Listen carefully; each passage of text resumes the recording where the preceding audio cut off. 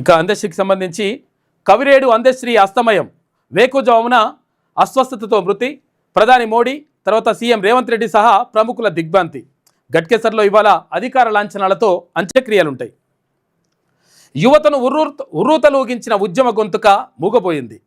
పల్లె పదం విశ్రమించింది. ఇక పామరుడి పదమే ఉద్యమ గీతికై అందరి నోట పాటైన కవిరేడు దివికేగాడు. జయ జయ హే తెలంగాణ జననీ జయకేతనం అంటూ రాష్ట్రానికి అధికార గీతం అందించిన ప్రముఖ కవి రచయిత అంత్యశ్రీ ఇక లేరు. బడుగు జీవుల వేదనాభరిత జీవిత గాథను ఎలుగెత్తి చాటిన ఆయన గొంతు మూగబోయింది. సామాజిక దురాచారాలపై అక్షరాలను సంధించడానికి బడికే వెళ్ళనవసరం లేదని చాటి చెప్పిన ఆయన ఆకస్మికంగా ఈ లోకాన్ని వదిలి వెళ్లారు.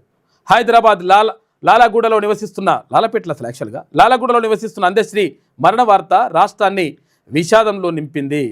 ఆయన సోమవారం ఉదయం 6 గంటల ప్రాంతంలో అంటే తెల్లవారుజామున చనిపోయిందంట. కష్టాల సుడి దాటి సాహితీ శిఖరమై నిలిచి తెలంగాణ ఆత్మగీతకారుడు అంత్యశ్రీ అని చెప్పేసి ప్రత్యేక వ్యాసాలు రాసింది ఈనాడు దినపత్రిక. ఒక్కసారి 3వ పేజీ రాదా ఇది 3rd పేజ్ అంటే ఇక్కడనే రావాలా?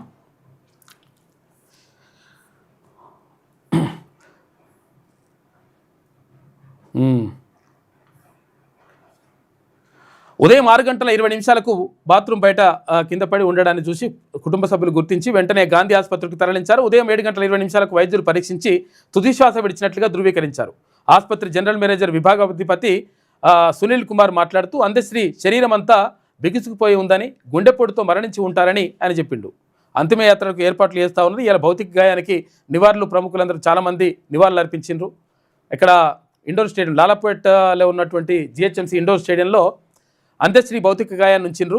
కేంద్ర మంత్రి కిషన్ రెడ్డి, హర్యానా మాజీ గవర్నర్ బండారు దత్తాత్రేయ, మంత్రులు జూపల్లి కృష్ణారావు, వాకిటి శ్రీహరి, ఎంపీలు మల్లు రవి వీళ్ళందరూ కూడా, భరోసా కార్యనిర్వాహక అధ్యక్షుడు కేటీఆర్, పార్టీ సీనియర్ నేతలు హరీష్ రావు, జగదీష్ రెడ్డి వీళ్ళందరూ కూడా మొత్తం కూడా నిన్న వెళ్ళి అక్కడ నివాళులు అర్పించారు. అయితే ఆయన జీవితం ఎట్లా సాగిందని చెప్పేసి ఒక్కసారి మనం చూసుకుంటే, అంత్యశ్రీ అసలు పేరు ఎల్లయ్య.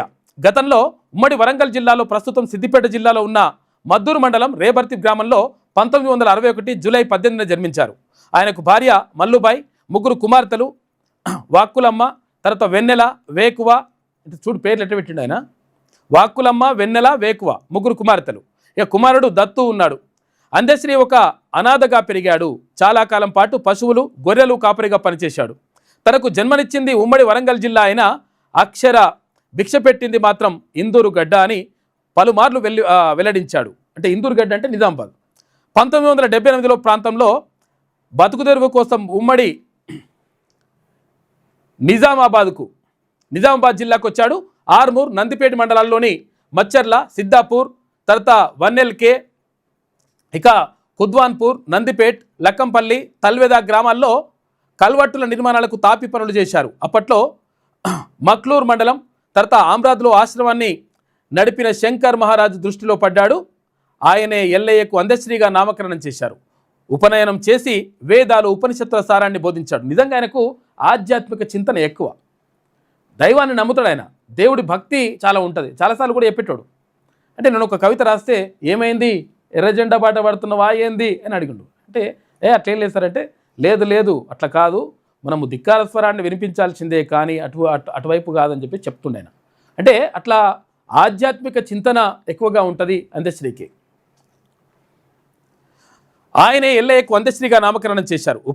ఉపనయనం చేసి వేదాలు, ఉపనిషత్తుల సారాన్ని బోధించారు. పీడిత జన చైతన్యానికి అక్షరాన్ని ఆయుధంగా సంధించాలని ఉపదేశించారు. తాను రాసిన పాటలన్నీ కలిపి పాటల పూదోటగా పుస్తక రూపంలో వచ్చాక అంత్యశ్రీ పేరు మారుమోగింది. ఆ తర్వాత 1995లో అందెల సందడి పుస్తకాన్ని హైదరాబాద్ సుల్తాన్ బజార్లోని శ్రీకృష్ణదేవరాయ భాషాంధ్ర నిలయంలో జ్ఞానపీఠ పురస్కార గ్రహీత సి నారాయణ రెడ్డి ఆవిష్కరించారు. ప్రపంచంలోని 7 వింతలను చుట్టి వచ్చిన అంత్యశ్రీ రష్యాలోని వోల్గా నుంచి దక్షిణ అమెరికాలోని అమెజాన్ వరకు అన్ని జీవనదులను సందర్శించి దీర్ఘ కవిత రాయాలనుకున్నారు. ఆ కళ నెరవేరకుండానే కాలం చేశారు. చాలాసార్లు కూడా చెప్పేటాడు ఆయన. అసలు యాక్చువల్గా ఆస్ట్రేలియా పోయినప్పుడు, అమెరికా పోయినప్పుడు అంటే మాట్లాడుకుంటారు. అక్కడ తెలుగు యూనివర్సిటీ ఇది ఉంటే ఇక్కడ ఉంటుంది కదా, ఉస్మాన్ యూనివర్సిటీలోనే ఉన్నటువంటి తెలుగు యూనివర్సిటీకి సంబంధించినటువంటి లైబ్రరీ ఉంటుంది కదా, అక్కడ కూర్చొని మాట్లాడుకునేటోళ్ళు మేము. నాతో అంటే మంచి అనుబంధం ఉండే. అయితే అక్కడ అంటే జీవన ప్రయాణంలో ఆయన చూస్తున్నటువంటి వింతలు విశేషాలన్నింటినీ కూడా అద్భుతంగా ఆయన నిజంగా కూడా అసలు యాక్చువల్గా మామూలు భాషలో రాసేటోడు కాదు, అసలు అద్భుతమైనటువంటి భాషలో రాసేటోడు. తెలుగు భాషలో కూడా మంచి మంచి పదాలని వెతుక్కొని మంచి మంచి పదాలను ఉపయోగించి అద్భుతంగా కవిత్వాన్ని అద్భుతంగా గేయాలని రాసేటోడు అందశ్రీ. రాష్ట్ర గీతం బాసర సరస్వతికి అంకితం. జానపదాన్నే తన పదంగా మలిచిన అందశ్రీ తన కవితలు రచనలను బాసర జ్ఞానప సరస్వతి పాదాల చెంత పెట్టిన తర్వాతే పుస్తకంగా ముద్రించేవారు. ఏటా 4-5 సార్లు బాసర చేరుకొని పవిత్ర గోదావరిలో పుణ్యస్నానం ఆచరించి చదువుల తల్లిని దర్శించుకొని ధ్యానం చేస్తుండేవారు. ఆయన రాసిన జే జే హే తెలంగాణ గీతాన్ని సరస్వతి అమ్మవారికి అంకితం ఇచ్చారు. మలిదశ తెలంగాణ ఉద్యమ కాలంలో కామారెడ్డిలో ధూమ్ధాం పురుడు పోసుకున్నప్పుడు దాన్ని ఏ పాటతో మొదలుపెట్టాలనే మీమాంస నుంచే 2002 సెప్టెంబర్ 30న జే జే హే తెలంగాణ జననీ జయకేతనమనే గీతం వచ్చిందని చెప్పేవారు. ఖమ్మం కోర్టులో 1556 రోజుల పాటు జే జే హే తెలంగాణ గీతాలాపన జరిగింది. తెలంగాణ ఉద్యమ సమయంలో జే జే హే తెలంగాణ గీతాన్ని ఖమ్మం జిల్లా కోర్టులో న్యాయవాదులు ఏకంగా 1556 రోజులు ఆలపించారు. ఉదయం 10 గంటలకే కోర్టు చేరుకొని ఈ గీతం ఆలపించిన తర్వాతే విధులకు హాజరయ్యేవారు. అందశ్రీ 2012లో ఖమ్మం కోర్టుకు రాగా ఘనంగా సన్మానించారు. అయ్యప్ప స్వామికి చివరి పూజ. అయితే యాదాద్రి భువనగిరి జిల్లా తుర్కపల్లిలో ఆర్టీఐ కమిషనర్ బోరెడ్డి అయోధ్యారెడ్డి స్వగృహంలో ఏది ఇప్పుడు ఆర్టీఐ కమిషనర్గా ఉన్నాడు కదా, నిర్వహించినటువంటి అయ్యప్ప స్వామి మహాపడి పూజకు అందశ్రీ హాజరయ్యారు. కార్యక్రమంలో ఉత్సాహంగా పాల్గొన్నారు. వెళ్ళొస్తానని చెప్పి తిరిగి రాని లోకానికి వెళ్ళిపోవడంపై ఆర్టీఐ కమిషనర్ అయోధ్యారెడ్డి తీవ్ర విచారం వ్యక్తం చేశారు.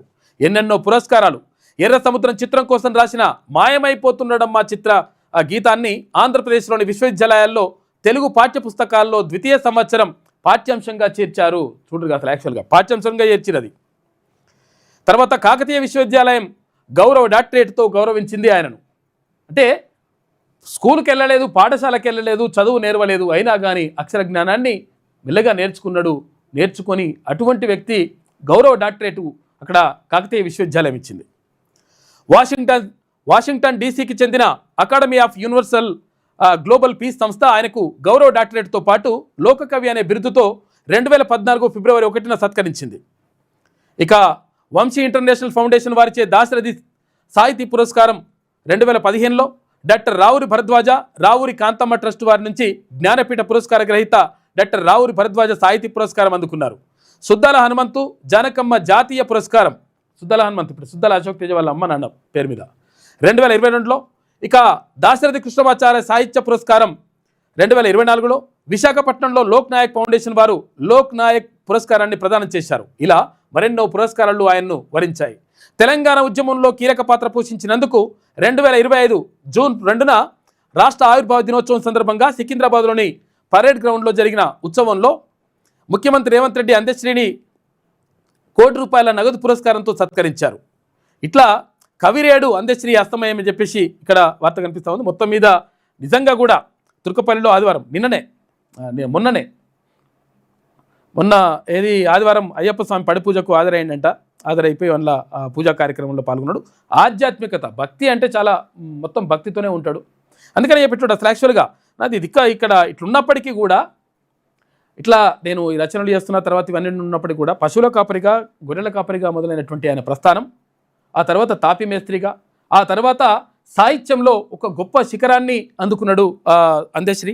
నిజంగా కూడా ఆయన కవిత్వం కానీ ఆయన పాటలు కానీ ఆయన గేయాలు కానీ అద్భుతమైనటువంటి పదజాలంతో ఉంటాయి, అద్భుతంగా ఉంటాయి నిజంగా కూడా. ప్రకృతే ఇతివృత్తంగా పాటల రచన, తాపి మేస్త్రిని అక్షర శిల్పిగా మలిచిన ఇందూరు గడ్డ అంటే నిజామాబాద్. బాల్యమంతా కన్నీటి జడి, మనం చిన్న చెప్పుకున్నాం కదా, కష్టాల ఒడి, మాతృదేవోభవ పితృదేవోభవ అందరికీ వేదవాక్కులైతే ఆయనకు తల్లిదండ్రుల ప్రేమ ఎలా ఉంటుందో తెలియదు. పలక బలపం పట్టి ఏనాడు బడికి వెళ్ళలేదు. చిరుప్రాయంలోనే సాహిత్యం తనని అక్కున చేర్చుకుంది. తెలంగాణ జానపదమే తోబుట్టువుగా నిలిచింది. గొర్రెల కాపరిగా పాడిన పాటలకు ప్రత్యేక ప్రకృతే పరవశించింది. తాపీ మేస్త్రిగా పనిచేసిన వ్యక్తే భాషా శిల్పిగా ఎదిగాడు. మాయమైపోతున్నాడమ్మా మనిషి అన్నవాడు అంటూ మనిషిలోని మాలిన్యాన్ని ఎత్తి చూపారు. రాష్ట్రానికి అధికారిక గీతాన్ని అందించారు. ఇప్పుడు ఆ గానం మూగబోయింది. తెలంగాణ సాహితీ శిఖరం నేల కొరిగింది అని చెప్పేసి ఒక ప్రత్యేక కథనం వేసింది ఈనాడు దినపత్రిక. నిన్నందరూ కూడా ప్రముఖులందరూ కూడా వచ్చి నివాళులర్పించారు. అందశ్రీ భౌతిక గాయం వద్ద విలపిస్తున్న సతీమణి మల్లుబాయి కుటుంబ సభ్యులు, నివాళులర్పిస్తున్న కిషన్ రెడ్డి, తర్వాత దామోదర్ రాజనరసింహ, కేటీఆర్, రోజిస్తున్న గేయ రచయిత సుద్దాల అశోక్ తేజ, వీళ్ళందరూ కూడా నిన్న వచ్చి ఆయన భౌతిక గాయం వద్ద అక్కడ పుష్పగుచ్చాలుంచి నివాళులర్పించారు. ఇక్కడ ఉస్మానియా యూనివర్సిటీకి అసలు యాక్చువల్గా రెగ్యులర్గా ఆయన వాకింగ్కి వచ్చేటోడు. వాకింగ్కి వచ్చేసి ఎక్కడ ఏది ఇదా నెంబర్ పేజ్ నెంబర్ ఎక్కడ ఇది ఓకే రైట్. వాకింగ్కి వచ్చేటోడు. వాకింగ్కి వచ్చి అప్పుడు నేను అంటే ఉస్మానియా యూనివర్సిటీలో ఉన్నప్పుడు అంటే మా రూమ్ కూడా వచ్చేటోడు. ఆయన వచ్చి అంటే మాట్లాడేటోళ్ళం మేము. అంటే అక్కడ వెళ్తుంటే నడుచుకుంటూ మాట్లాడేటోళ్ళం. అప్పుడప్పుడు అట్లా అక్కడ ఉస్మానియా యూనివర్సిటీలో ఉన్నటువంటి రూమ్కు వచ్చేటోడు. ఆయన వచ్చి కూర్చొని చాలా సాహితీ విషయాలు, సాహిత్యంకి సంబంధించినటువంటి విషయాలు చర్చించేటోళ్ళం. తర్వాత చాలా అంటే చెప్పేటోడు ఆయన, అది ఇట్లా కాదు ఇట్లా రాయాలి, ఇట్లా కాదు ఇట్లా చేయాలి, అసలు యాక్చువల్గా ఇటు ఇక్కడ ఈ పదం పెడితే బాగుంటుంది, తర్వాత ఇది ఈ భావం వస్తే బాగుంటుంది అట్లా అని చెప్పి చాలా చెప్పేటోడు. నిజంగా ఒక గొప్ప వ్యక్తి, ఆత్మీయుడు. అందశ్రీని కోల్పోవడం నిజంగా తెలంగాణ సమాజానికి తర్వాత తెలుగు సాహిత్యానికి తీరని లోటుగా చెప్పుకోవచ్చు మనం. అధికారులు మీ సమస్యలు పట్టించుకోవట్లేదా? నెలల తరబడి మిమ్మల్ని ఇబ్బంది పెడుతున్నారా? మీ సమస్యకు ఎవరు స్పందించట్లేదా? సమస్య ఏదైనా ఎక్కడి నుంచైనా వెంటనే క్యూన్యూస్ కాల్ చేయండి. మీ తరఫున మేం బాధ్యత తీసుకుంటాం. కాల్ చేయాల్సిన ఫోన్ నెంబర్ 8499019921. పబ్లిక్ వాయిస్, సామాన్యుడి ప్రశ్నాస్త్రం. ప్రతి గురువారం ఉదయం 10 గంటలకు మీ క్యూన్యూస్ హెచ్డీలో నవంబర్ 6 నుంచి ప్రారంభం.